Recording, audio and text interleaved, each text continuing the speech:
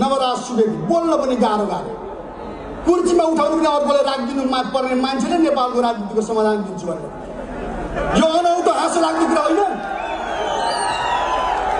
जनआन्दोलनको राजतापले ध्वस्त भएका तत्त्वहरू जनताको विद्रोहद्वारा पछाडिएका मान्छेहरू धुलो टक्काउँदाखेरि तपाईँ हाम्रो कमजोरीहरू फाइदा उठाउन पाइन्छ कि भनेर कुनाबाट फ्याउ फ्याउ गर्न थालेका छन् नि हामीले हेरिरहेका छौँ।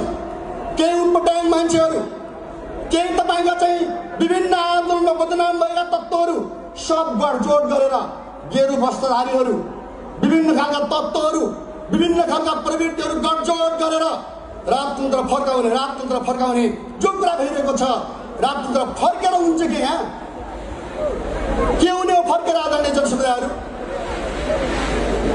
यो अनौठो कुरा हो कि होइन? यो अनौठो कुरा यो एउटा नेपालको राजनीतिको प्रहसन हो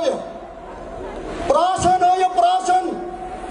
त्यसैले मार्क्सले एक ठाउँमा भन्नुभएको थियो पात्रहरू एकचोटि दुखान्त र एउटाले प्रहसनमा व्यक्त हुन्छन्। प्रहसनमा व्यक्त भइरहेका पात्रहरूले बुझिरहनुपर्छ उक्साइएर दुनियाँमा केही पनि हुनेवाला छैन, उचालिएर केही पनि हुनेवाला छैन। पछुताउनुपर्छ फेरि जनताले जो आफ्नो कुरा अधिकार आजका नेपाली जनताका गणतन्त्र दलाल पुँजीवादबाट पनि सन्तुष्ट छैन।